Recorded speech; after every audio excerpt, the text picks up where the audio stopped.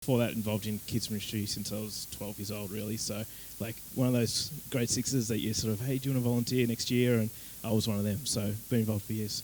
So, Jesse and Joel, we've got him here because did you just come back from Malaysia? Did you? Yeah. So he goes around and he's seen a lot with Kingdom City, and they're doing amazing stuff. I've got Joel here because he's my right hand man, and he is the brains behind what we do. So I just thought we would be able to pick their brains.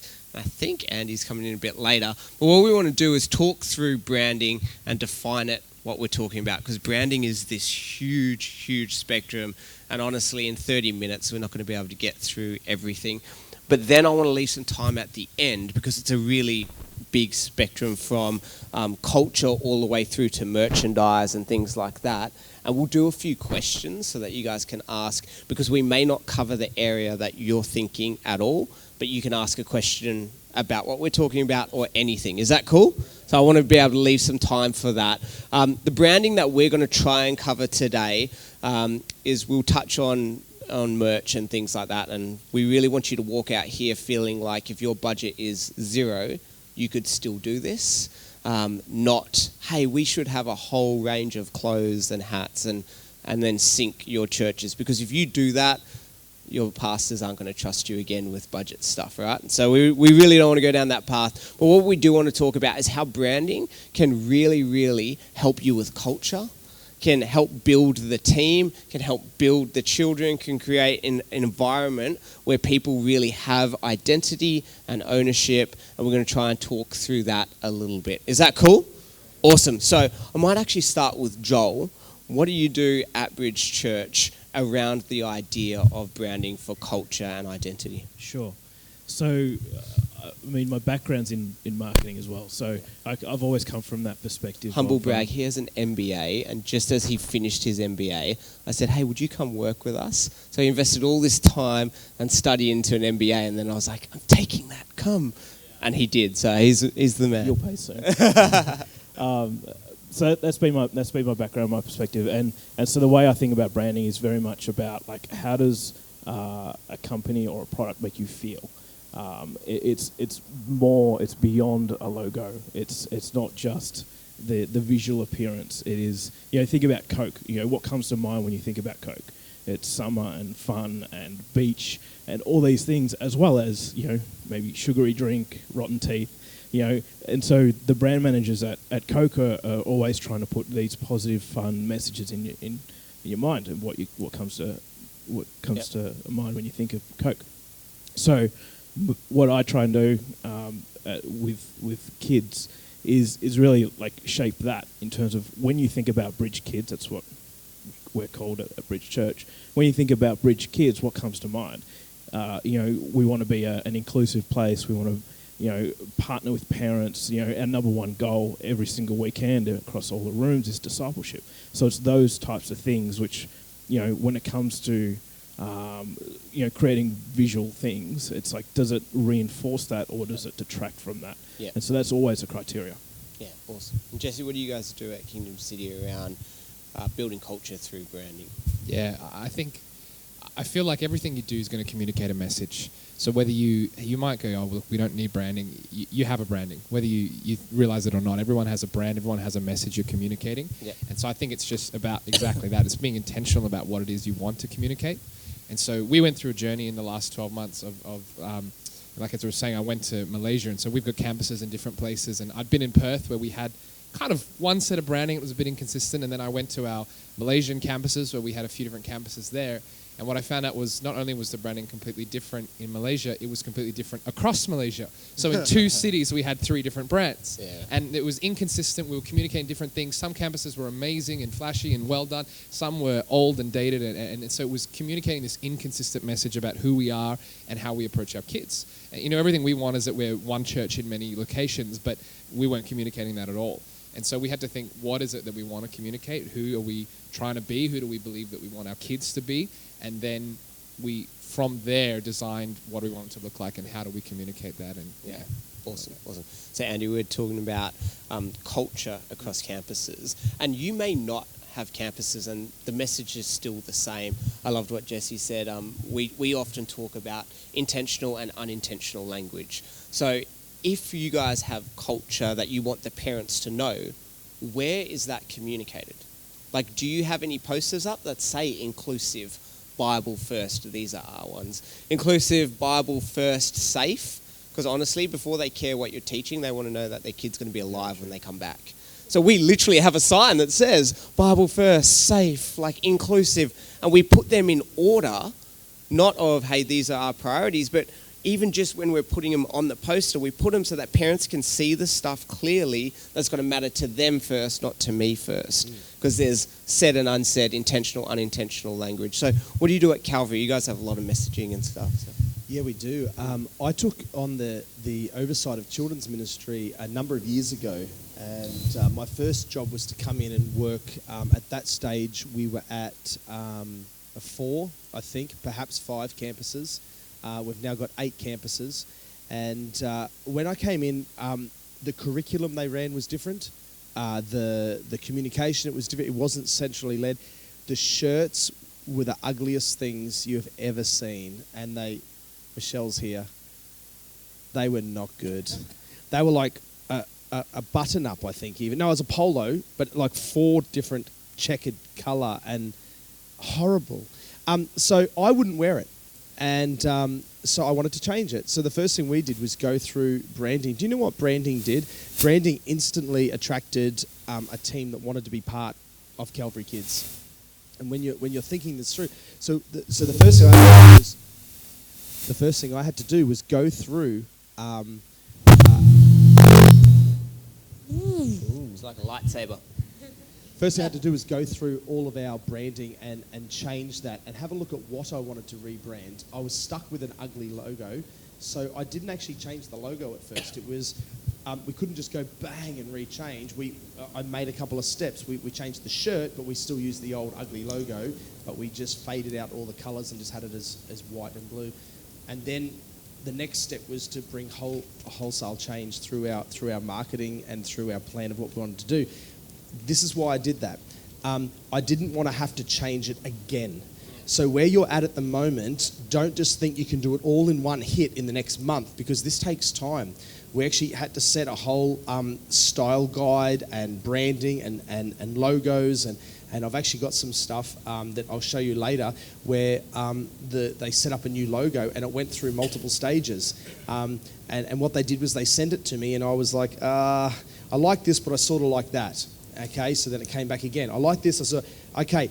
Then I found 2 eventually that I really liked, and then that's when I engaged my campus leaders.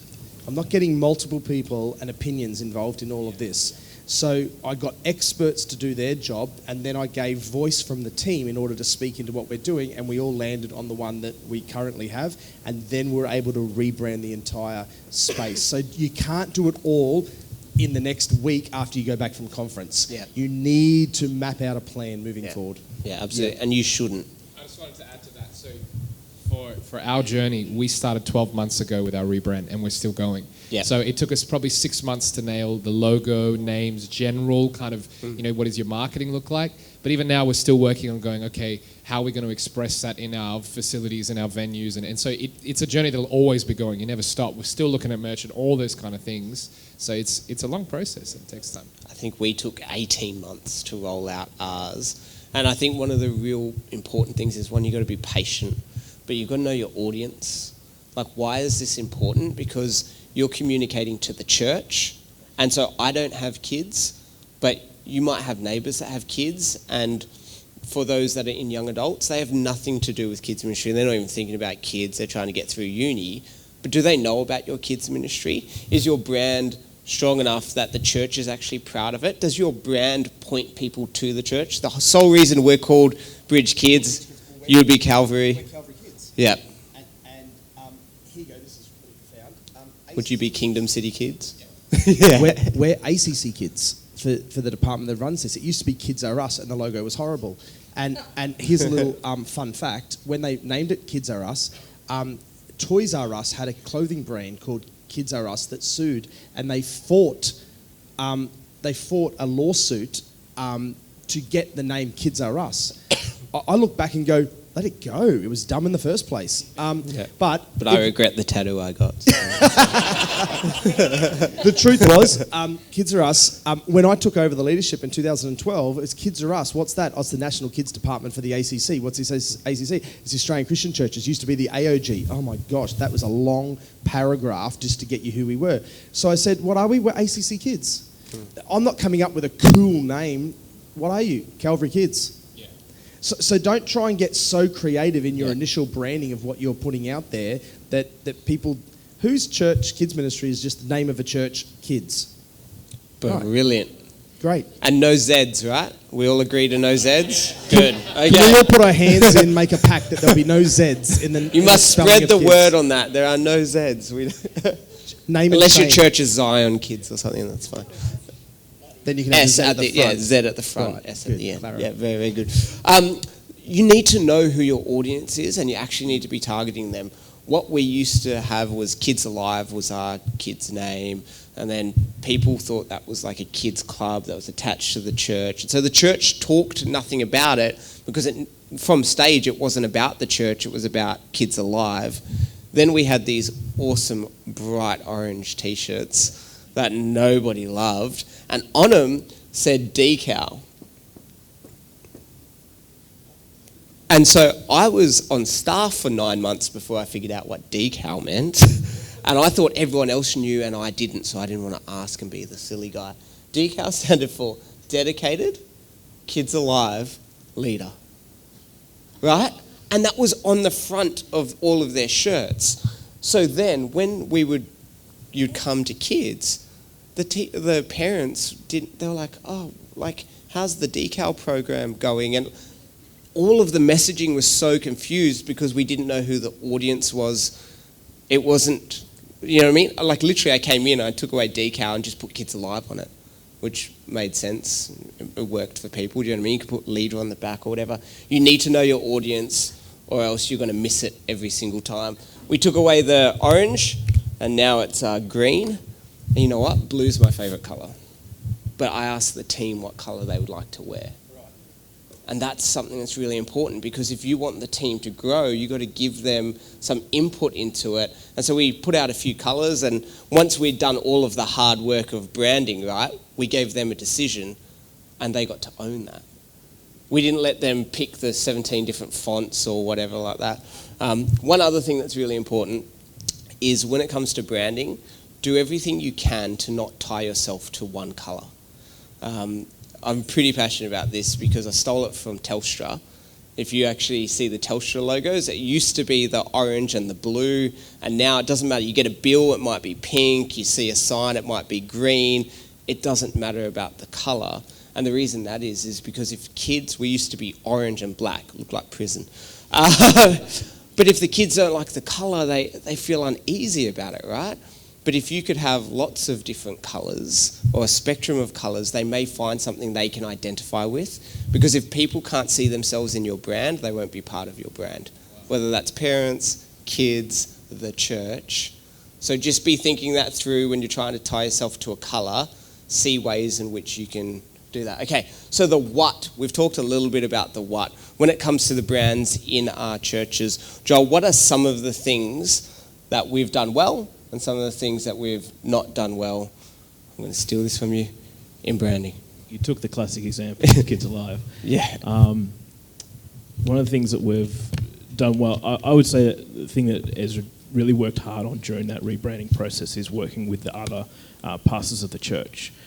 So that, because if it's going to be communicated from, platform at adult services, it needs to start there. And so Ezra is really deliberate about having those conversations, sort of getting the rest of the leadership on board in terms of, hey, this is the direction we're going, before he even tries to steer kids or their parents in that direction as well. So there's that background work that Ez did that was really valuable. I would say that I'm trying to think of a bad example, to be honest. Can I just touch on that? When you're doing this, really work with your leadership team on this. Take them solutions, don't take them problems. Don't ask them to pick colours or fonts or anything like that. But when we were changing from Kids Alive to Bridge Kids, I'm going to them and I'm saying, hey, we want to champion Bridge Church because we believe that Bridge Church is championing Jesus Christ. And our sole heart in kids ministry is to point people to Jesus. So our name should point people to Jesus. And we can do that by saying, hey, Bridge Kids is part of Bridge Church. So don't just invite your friends, get your friend's whole family to come to church. You go to kids, they go to... See how all of that messaging is something that your pastors can buy. Your pastors can be like, oh, I'm excited about that. The challenge with that is that's what delayed our 18-month process, because they really did buy into it. And they're like, awesome, this is going to be part of church vision, 2 years from now, we're going to, you know what I mean? Like, it was literally 18 months, but they were like, hey, February next year, we're going to launch, blah, blah, blah. We said, hey, we will open up 30 minutes before every service. So drop your kids off and go connect with other parents over coffee beforehand. Stuff that the church can really buy into and sell because it's about the church, parents and kids, not just the children. Not just like a rainbow logo that the kids love and everyone else cringes. You know what I mean? Cool. What are some of the things that you might have done really well at Kingdom City and not done well? That's a great question. I think I love what you're saying about colours, and I think one of the best things you can do is keep your branding really simple. If you look at, for example, like let's say Coke. Coke's a brilliant example of marketing. You'll notice Coke has campaigns all over the world with every different, season. They have Christmas campaigns and they have footy campaigns and soccer campaigns and everything. And in all of it, because Coke's branding is actually really simple, it's their logo and it's the color red. And they have other elements that they bring in. They might bring in the bubbles or the Coke bottle and all these variations. And it always changes, but they keep the really simple elements of, red and that logo. And so we've tried to keep it as simple as well. I think that's brilliant, is don't lock yourself into a super complex thing. Keep a real simple logo that looks good. Our old logo used to have like letters and was a bit intricate, and that's really hard to use in different things. So with logos specifically, think about something that's really simple. With a logo, you want something that can be giant on a billboard or that can be tiny on a tag on the back of a shirt. So make it simple. But yeah, I think just keeping things simple really helped us a lot, and that's what we didn't do in the past, and it made life tricky. Yeah, I think that. When you lock yourself into this complex thing, then it doesn't work in scenarios, and so it needs to be as flexible and variable as possible. Yeah. When you guys see this, have you ever seen... How many of us have done this, right? Make a logo that your kids can draw. Make a logo that they can actually be proud of. Make a logo that when you make stickers, they want to put it on their school bag or their files or whatever, because they're like, oh yeah, this is the kids' church I go to. It's awesome. Keeping it really simple instead of being really detailed and multi-layered.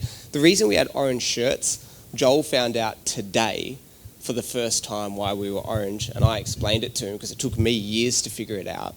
It came from the beautiful idea of, think orange, I think it's the church is what colour? Yeah, so the church is like red and the family is yellow, and when we can come together, we're orange. And awesome, like great, but everyone hates wearing orange and they look like they've just gotten out of prison, and you're asking them to drop your kids off to a room full of criminals. So it just didn't work for us in that context, but the heart and the idea behind it was great. But that didn't matter to parents, and it certainly didn't matter to the volunteers who honestly would stuff it in their bag, walk into the room and then put it on. They were that embarrassed. Now they're wearing green that they love. They're sitting in our services in their green.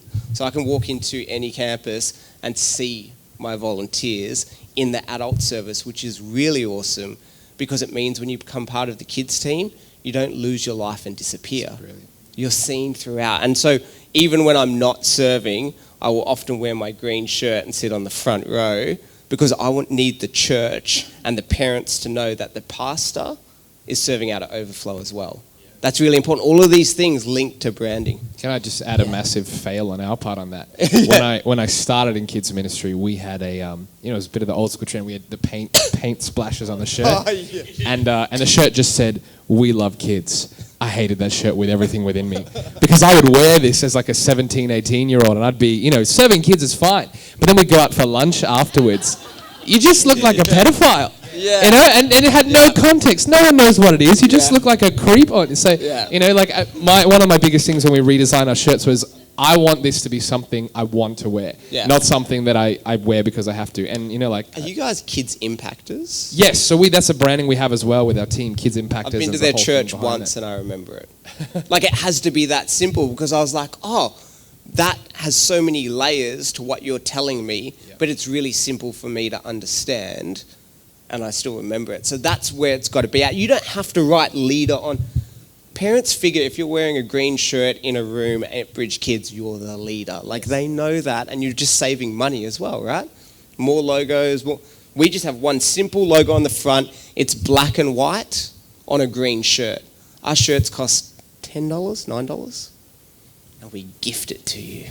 It's our gift to you, right? But if your shirt costs $35 because it's got 17 colours and says leader on the back, so often people have to buy them, or do you know what I mean? So make it simple. Let me show you a process that we went through. I'm sorry that it's small, but can you see this? Yep, that's the first email I was sent with logo concepts. I went, I don't like any of them. So then they sent me these, right? And they sent me these. I said, thank you for taking me back to 1990. So we started here, we went there, and then I said, look, you know what I like? I like the Santa Cruz logo.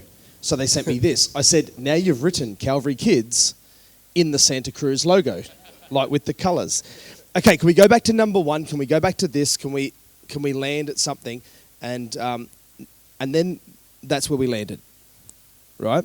So that's our Calvary Kids logo that we landed on. And then we've got a CK option for our merch that we're about to do some hats and things for our conference coming up.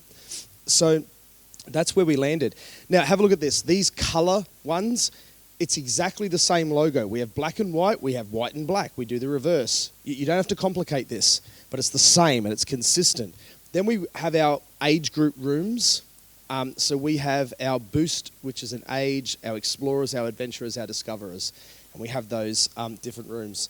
Let me just close some things down and give you context of how we then use it. There's a banner that's out the front of all of our Calvary Kids, and it just has the Calvary Kids logo. But what are we communicating? What room and what ages? The logo is everywhere. I've just pulled up a bunch of artwork. That's something else. Okay, so we've got our birthday card. Okay, there's happy birthday, and we've got postcards, Calvary Kids logo in there. And it fits in, just a simple branding. Our hey there card, hey there means hey there, we've missed you, hey there. We just saw the way you were worshipping on the weekend, and that was cool. Hey there is everything, you know what I mean? But you've printed one card. So now we don't have printing costs of 36 different options of what you want to communicate. It's just a postcard that goes out. And then we have, what else? That's about it. I've got a bunch of other things, but you can see how then once you have landed on your logo, once you've landed on your branding and what you want to do, then if it's consistent, and then if you go outside of that, it stands out. Well, that doesn't look quite right. So as I said, we have our different age group banners that have those particular colours and different things for our age groups. But ultimately, if you walked in, you would know, oh, that's Calvary Kids. It all ties in. Shirts tie in, and that's how we do it. So there's awesome. Some practical ways. Yeah, and I think all of that's really, really good. It's the hardest part about branding is you want things to have layers, right? So when I talk to you about why we moved to Bridge Kids, and we're pointing people to Bridge Church, pointing people to Jesus, all of that stuff's really important. But to the person who sees the logo, none of that matters, right? So when you're thinking through your branding, think through those layers, but always put it through the filter of, is this simple? Because decal was really thought out.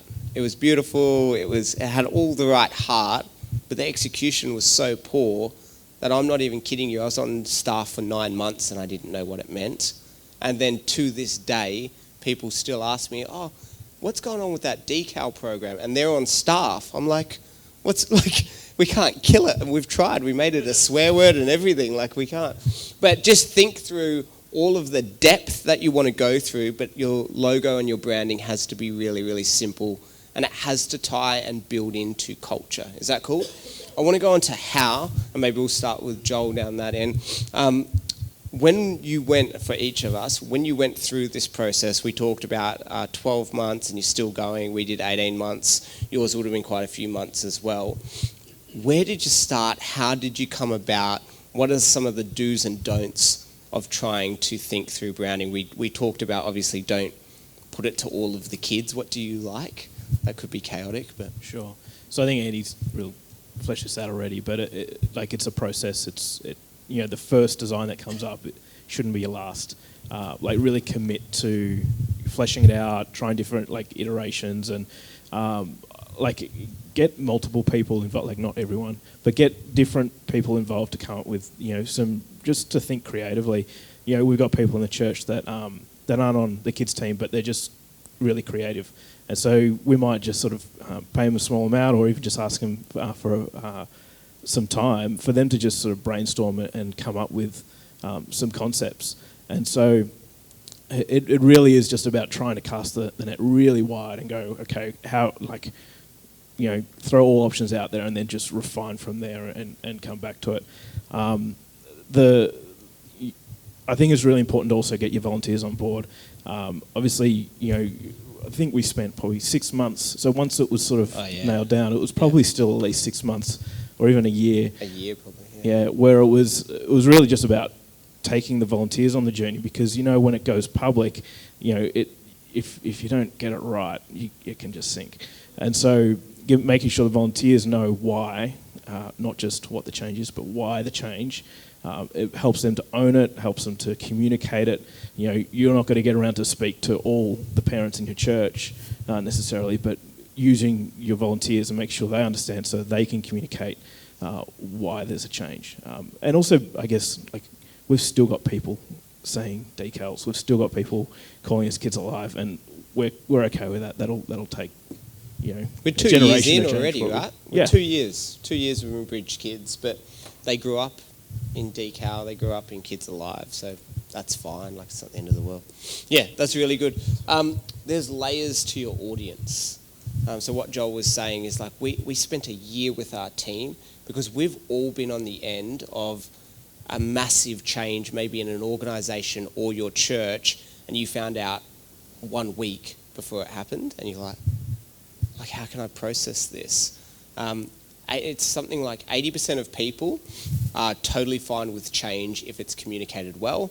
10% just love change because it's change, and 10% will never be okay with it. Doesn't even matter if Jesus himself said, this is the name of your kids' ministry, they're not okay with change. So just making sure that you communicate that to them. We gave it to our team, and we talked them through the why, we talked them through the logo, we showed it to them, and then we asked them to keep it a secret for a year, and it didn't leak because they felt so valued that we would entrust this to them. And we didn't, if you were in that meeting that day, you knew, and if other team members weren't there, they didn't know, but we asked them not to leak it, and it didn't leak because they valued what we gave them, which made our brand really strong when it launched. Cool. So how did you, because the context that I'm asking is you go to Malaysia, you start seeing all of these different logos and the different layers. How do you kind of get your head around that, and what's your first steps? Yeah, that's great. I think our first step was to figure out, I guess, the message, and that's what we were talking about earlier, a bit behind the why, and go, what do we want to communicate? And so, because we were throwing around ideas, and I think part of the reason we did this as well was I was getting asked questions about execution in terms of, hey, what color should we make this? And I couldn't answer that question because I didn't know what we were going with in terms of names, and I didn't know names because I didn't know a mess. So we kind of went right back to the beginning. And so don't be afraid to go right back to the beginning and ask kind of what's the message we want to bring and things like that. And so that's where we landed on, what are the core values, what do we want our kids to be, and things like that. And out of that, we landed on the name, and we landed on different elements like that. And I think that became the starting point for everything. So let me tell you a bit of our journey, right? So what we landed on was kind of discussing, well, what do we want this to be? What do we want our kids to be? What's our vision for our kids? And something that, and I went and prayed about it, go and pray about it, and we talked to the team, and we landed on, there's two core aspects I think we want all of our kids to take in their discipleship journey. And one is the heart of sonship. We talk about that. It's a big thing in church these days, sonship or daughtership, or knowing you're a child of God and being secure in that and knowing that God is your father. But the other side was the side of authority, of rulership, of dominion, of having authority on the earth, of the kingdom of heaven.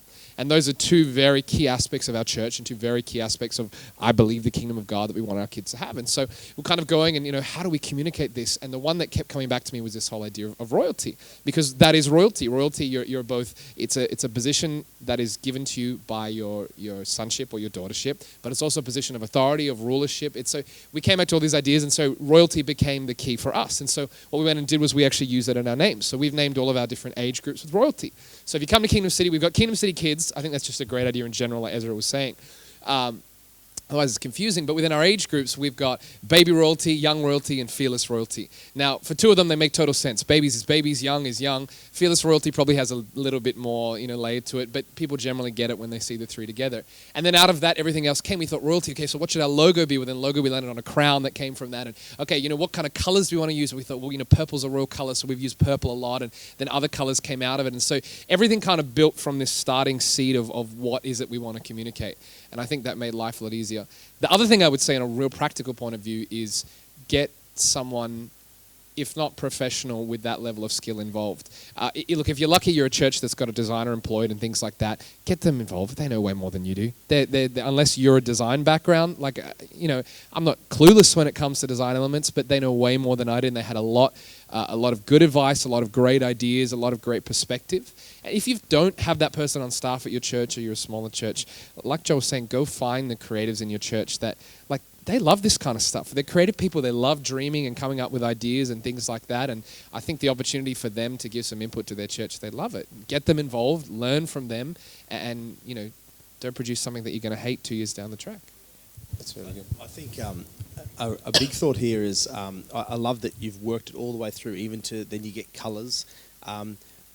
Parents will end up just identifying with the room they're in based on colour, more so than sometimes the name.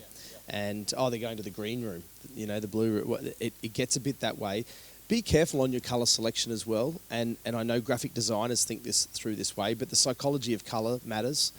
Because what happens is you then brand something bright red, so then you're just putting highly stimulant colours up in your kids' ministry rooms, and the whole room is red. I've learnt the hard way that way. I've done rooms that are so overstimulating, and we're wondering why our 3 to 5 year olds are not settled.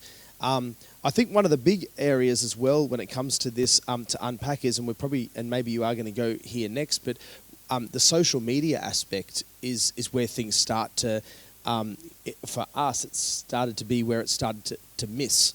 And what I mean by that is that across multiple campuses, and then you have multiple creatives, and you have multiple people who are wanting to do something great.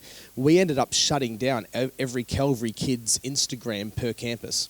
And we run one Instagram, Calvary Kids, across all of our campuses.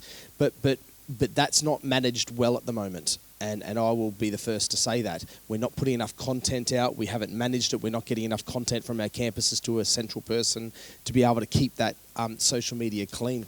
Who's your audience for your social media? Okay, social media for Calvary Kids is the parents.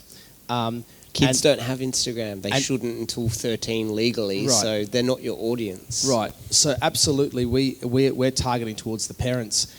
Then each campus has a campus Instagram. So Calvary Gold Coast has an Instagram. That is where I would be advertising family or children's events. Okay, I'm not advertising the Gold Coast or the Sunshine Coast or the Cairns event on the Calvary Kids Instagram. Calvary Kids is about our culture, our heart, and who we are that we're putting out. So we're doing photos of kids playing, and we're valuing time in worship. We're valuing time of connection, relationship, or small groups. So we're putting out what the culture is on our Calvary Kids one, highlighting and explaining that. But the specifics of events, well, that's localized. So the guy in Cairns doesn't need to know when the Calvary Gold Coast is doing their Ninja Warrior event. They don't need that. But when we highlight reel on Calvary Kids, Ninja Warrior on the Gold Coast was awesome this last weekend. Yeah. So we'll highlight and we'll do that.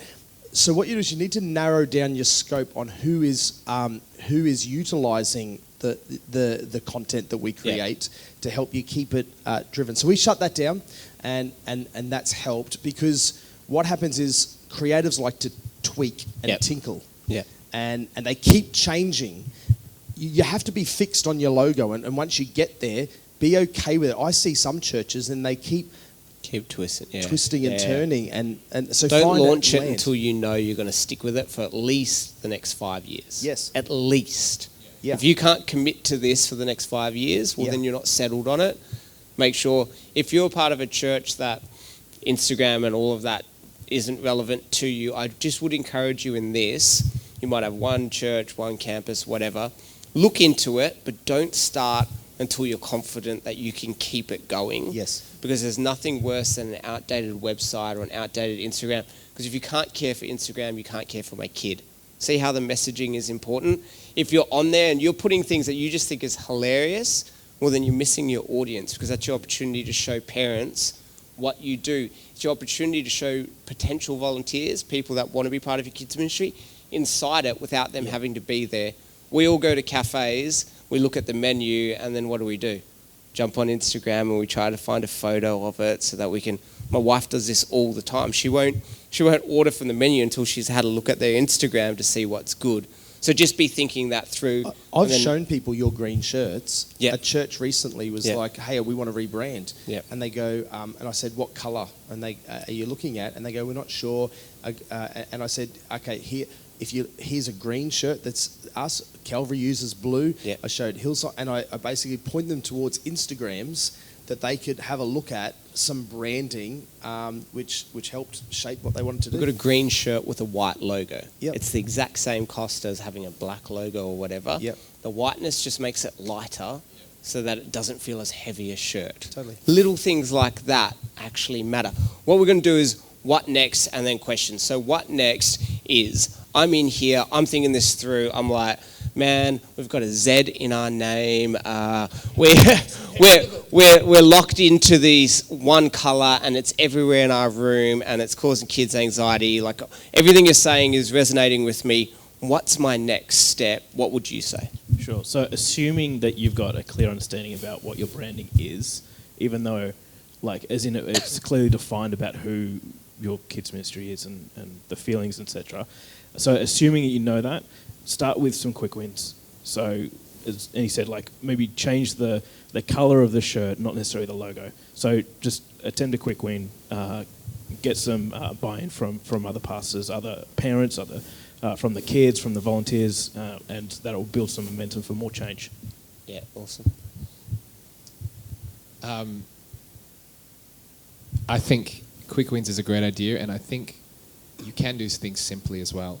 So, for example, if you've got a room, I think the old school Kidsman was probably get colour everywhere and overstim and things like that. And not only is that not fashionable these days, it's exactly right. It is overstimulating. There's a whole bunch of research into it and things like that.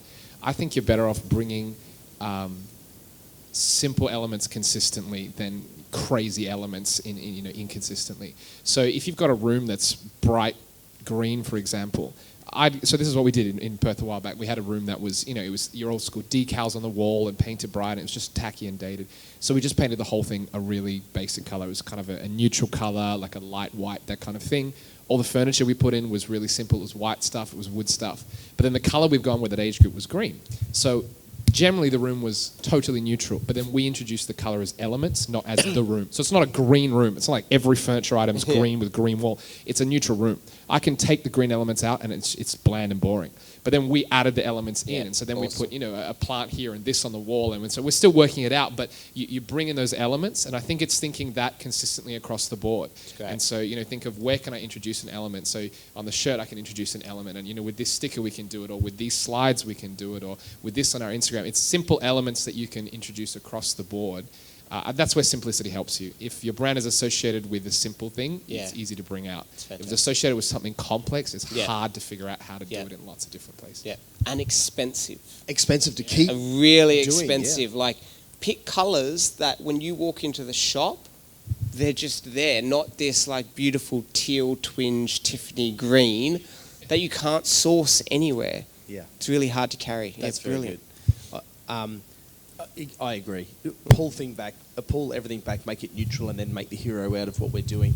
I'm exploring a new kids facility that we're planning at the moment in Townsville, and at the moment I'm trying to find 45-degree angle projectors that we'll install. So rather than painting a mural, we're actually able to do the graphics, and we can change what's on the walls regularly. And that's, so even if it's just a hallway or whatever, LED screens are too expensive, but 45-degree projectors, we can make that wall look cool. And that's going to pop. So a white wall, we can change something consistently and regularly because you've just got a graphic designer that loves to do that. Yeah. So be thinking through ways that you can make... far cheaper. And that's far cheaper. We're all trying to save money. It doesn't matter whether you've got a big budget or not.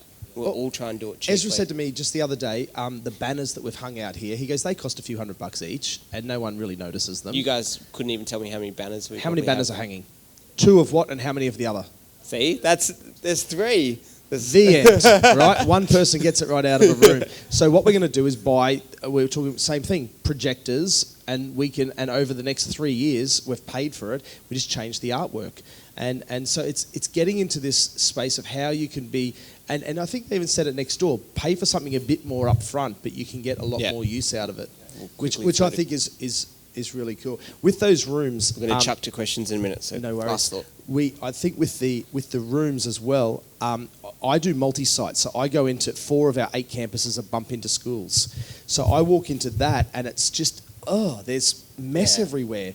You can create a school room to be great, but you have to get the same stock base colour, but take the effort to curtain the entire room and then make the room what you want. If you're just shoving desks to the side and sort of putting up a poster and thinking that's enough, it's not. We want to create atmospheres. When I evaluate my campuses, I'm not looking at this, I'm evaluating the atmosphere. How do I feel when I walk into the room? And how you feel is all of what we're speaking about today. How do you feel when you look at your logo? Do you feel proud about it? Are you happy to wear it? All of that stuff matters. Last one about what you guys were all talking about there. Be open, be humble. There was a room that we had, and it had these amazing murals of cartoon stories of the Bible, and it was untouchable, right? And then leadership came and said, we're going to paint it grey. And I was like, no, you're not. And I was able to fight them off for probably 18 months. And now I look at the room, it's way better. Yeah. It's actually way better. What we did is they painted it grey. We got some decaled stickers that are like just monkeys and animals and colours and things like that. But we can peel them off and put new ones up. And it's a really simple, beautiful room. And it's no longer busy. But I would never have got there if I wasn't able to go, okay, I actually trust you guys. I'm open to this idea. I had to work through all of the people that I knew were going to come to me. That's the only reason I was fighting it. But I realised that. Be open, be humble. If you guys got some questions, throw your hand up, and what we're going to do, awesome. Ask them, and then these guys will answer. Awesome. We're talking branding and talking kids ministry specific branding. How do you guys, and Andy, you've been through this, so how does kids ministry branding fit within the greater church branding? Is it essential that there's a common link, or does it all have to be the same, or let's talk that. Just 1 second. We're going to do 30-second answers from whoever can answer it, and then we're going to stay around afterwards so that we can unpack anything more. Ours looks very similar to our church, yes. It's important. Yeah. We only have one common element, and that's the font. That's it. I think your church has a brand, your kids' ministry is a sub-brand, as long as it does not clash with the main brand. So ours isn't the same thing, but it doesn't clash. It complements. Yeah. And we just say that we exist for the church doesn't exist for us. So everything flows out of that. We are a department of the church, so how can we point people to the church? We are about to go into a unit, so we're our own space, which is really cool for the first time to have a permanent space, but it'll still be multi-purpose rooms. Yep. The church want us to have a shirt that's not a common colour because they're worried that for kids' safety, but the team hate, like they want to do fluoro yellow or fluoro pink because then it's not a common colour worn. Is there a way to kind of negotiate that battle? I would start at telling them how much that's going to cost them, and they'll rethink their position on that. And then I would just simply say, like, what colour are you? We're black. you're black, we're green, you guys are blue. Light blue. All common colours, but when you're in the room as leaders, they stand out because the still do. commonality actually makes them uncommon. Because everybody else is in weird colours, but if we had 4 people in red in this room, they would actually stand out. And not to embarrass them or try and put pressure on them, but give your senior leader who's making this decision this session, and maybe just to hear some of the thoughts, processes that some churches have been through. And if they're still consistent, they want to do that, that's fine. I mean, the pitfalls are team members not wanting to wear it, multiple things like that. There's a lot of flow on. Psychology of colour. There's a lot in that we've probably unpacked some of, but give them the session and sit down and say, can we open this dialogue a little bit further? And that's sort of how I'd go about it. To add to that as well, get them a shirt. My pastors wanted us to go with a purple T-shirt. Really didn't want that, so I went and got a purple T-shirt in the colour they wanted, and I said, this is what you're asking for. They hated it. We immediately went to black. So I mean, if you really don't think it's right, then find them an example and go, is this what you're asking for? Yep. And they may not want that. And they can feel it and see it. Yeah. No, you keep going. But just really quickly with that, also do it through honour.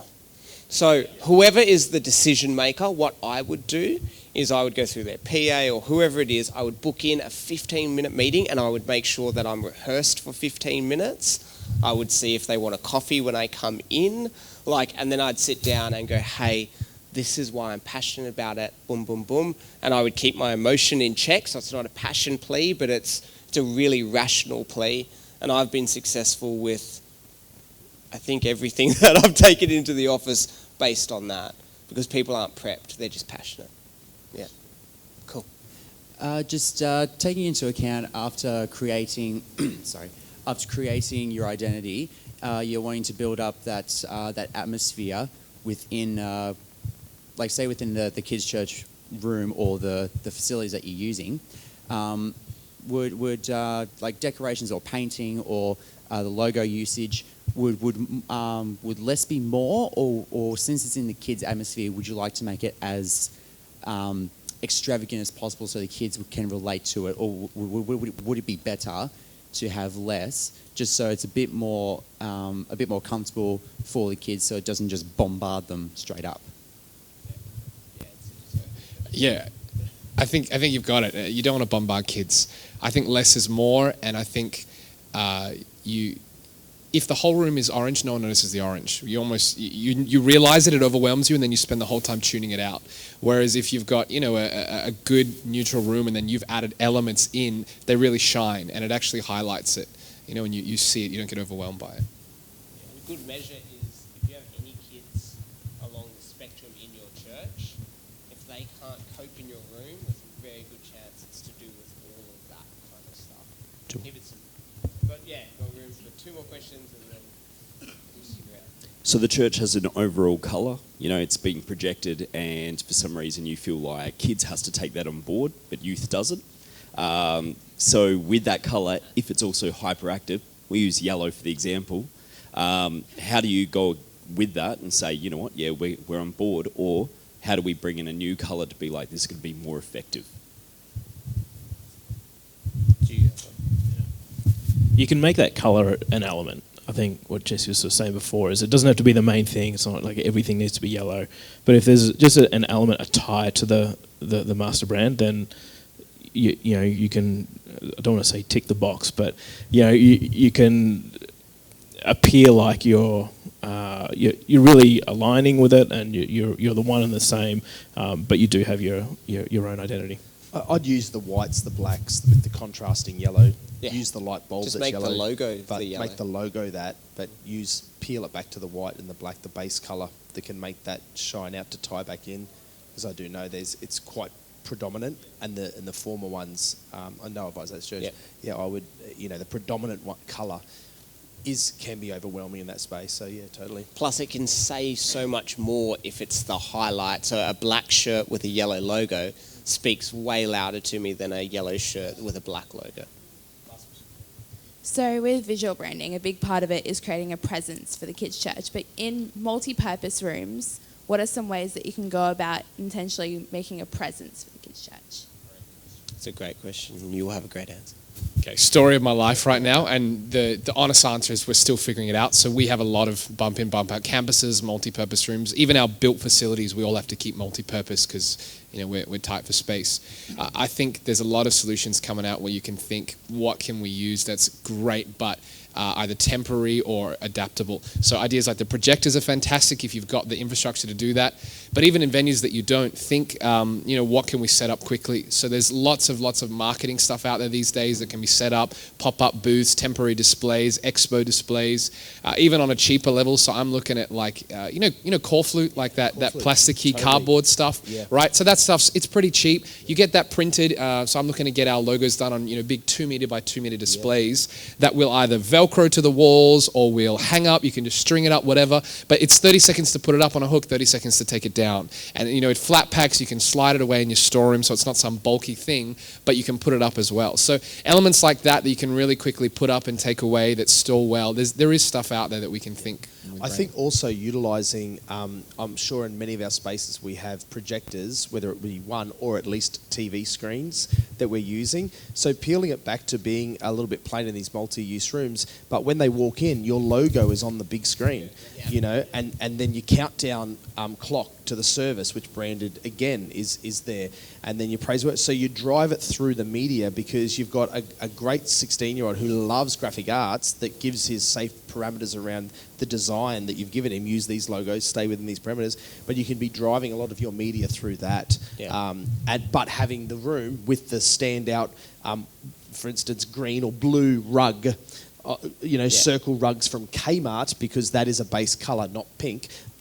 You know what I mean? So I think that's smart. Buying where you can buy things as well, make that the standout, and your media drives it in a room. That's enough, But clean. Get rid of all the, especially when you're bumping out of school halls. Yeah. So Jesse said it. You can't make certain decisions until you know the order of decision. Yeah.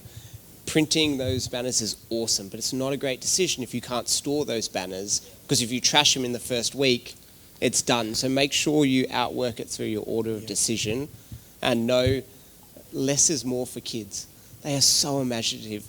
You don't have to create a space. Often we create a space where the adults are comfortable that it's kiddie enough. But the other day I went and watched Rocky again. I remember it as the greatest movie ever, and I'm like, I can't even understand what he's saying. Now as an adult, I'm like, what is he saying? Has he got a lisp? It is, and they're not even close to hitting each other. But as a child, it was so realistic. It was so, and that's what's happening in our kids ministry. So don't make it comfortable where you think it's childish enough or kiddie enough. Just less is more most often. Is that cool? All right, we're going to leave it there. We're going to stick around. We'll hang around, yeah. Yeah, and we're going to hang around. So if you have any questions, you can come take a photo of the board if it helps you. And thanks for coming along. Thank you.